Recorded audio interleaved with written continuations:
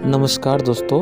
किसी ने बड़ी कमाल की बात कही है कि ज़िंदगी एक चुनौती है और उसके लिए हमेशा तैयार रहना चाहिए। ठीक वैसे ही एक कहानी लेकर आपके सामने आया हूँ। कहानी का नाम है जब हवा चलती है तब मैं सोता हूँ। बहुत समय पहले की बात है। आइलैंड के उत्तरी छोर पर एक किसान रहता था। उसे अपने खेत में काम करने वालों की बड़ी ज़रूरत रहती थी, लेकिन ऐसा खतरनाक जगह है जहां आए दिन आंधी तूफान आते रहते हैं। कोई काम करने को तैयार नहीं होता था। किसान ने एक दिन शहर के अखबार में इश्तेहार दिया कि उसे खेत में काम करने वाले एक मजदूर की ज़रूरत है। किसान से मिलने कोई लोग आए, लेकिन जो भी उस जगह के बारे में सुनता वह काम करने से मना कर देता। अंत में एक सामान्य कद का पतला दुबला अधेड़ व्यक्ति किसान के पास पहुंचा। तब किसान ने उससे पूछा, क्या तुम इन परिस्थितियों में काम कर सकते हो? तब उस पतला दुबला व्यक्ति ने उत्तर दिया, हम बस जब हवा चलती है तब मैं सोता हूँ। किसान को उसका उत्तर थोड़ा अजीब सा लगा, लेकिन उसे कोई और काम करने वाला नहीं मिल रहा था, इसलिए उसने व्यक्ति को काम पर रख लिया। लेकिन मजदूर मेहनती निकला।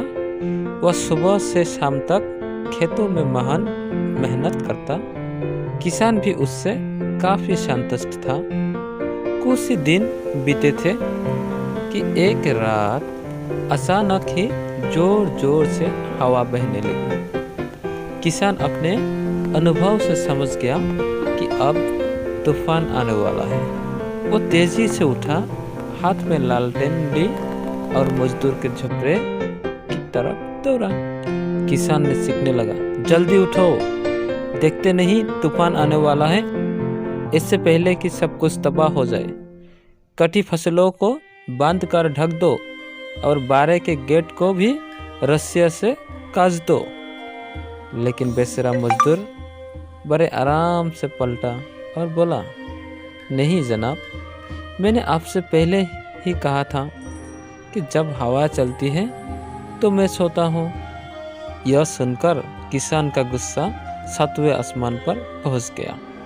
किसान के जी में आया कि उस मजदूर को गोली मार दे, पर अभी वह आने वाले तूफान से चीज़ों को बचाने के लिए भागा।